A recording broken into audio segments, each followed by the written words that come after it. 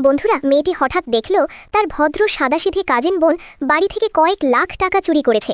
এরপর সে সোজা একটি জুয়ার গাড়িতে চড়ে ক্যাসিনোর দিকে রওনা দিল। বিষয়টি দেখে মেয়েটি চুপি চুপি তার পিছু নিল। ক্যাসিনোর ভেতরে গিয়ে সে সত্যিই দেখল কাজিন বোন জুয়ার টেবিলে বসেছে এবং এক হাতেই পরিবারের সঞ্চিত কয়েক লাখ টাকা হারিয়ে ফেলেছে। গোপনে পর্যবেক্ষণ করে মেয়েটি বুঝতে পারল কাজিন বোন নিজে আনন্দে জুয়া খেলছে না, তাকে তার প্রেমিক ঠকিয়ে জুয়ার ফাঁদে ঢোকাচ্ছে।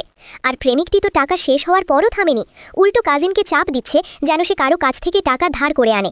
এমন দৃশ্য দেখে মেয়েটি তৎক্ষণাৎ কাজিনকে টেনে ক্যাসিনো থেকে বেরিয়ে আসতে চাইল, কিন্তু দরজার কাছে নিরাপত্তা কর্মীরা তাদের আটকে দিল। তারা বলল কাজিন বোনের ক্যাসিনোতে মোট ৮ মিলিয়ন বা ৮০ লাখ টাকা বকেয়া আছে, এই টাকা শোধ না করে কেউ যেতে পারবে না।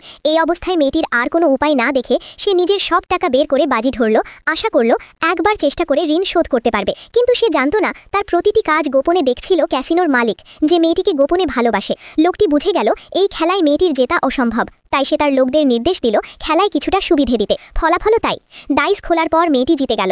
এক হাতেই কাজিন বোনের সব ঋণ শোধ হয়ে গেল। এই দৃশ্য দেখে মেয়েটি আর সময় নষ্ট না করে কাজিনকে নিয়ে দ্রুত বেরিয়ে এলো, কিন্তু বাইরে বের হতেই নিরাপত্তা কর্মীরা আবার তাকে আটকে দিল, বলল মালিক তার সাথে দেখা করতে চান।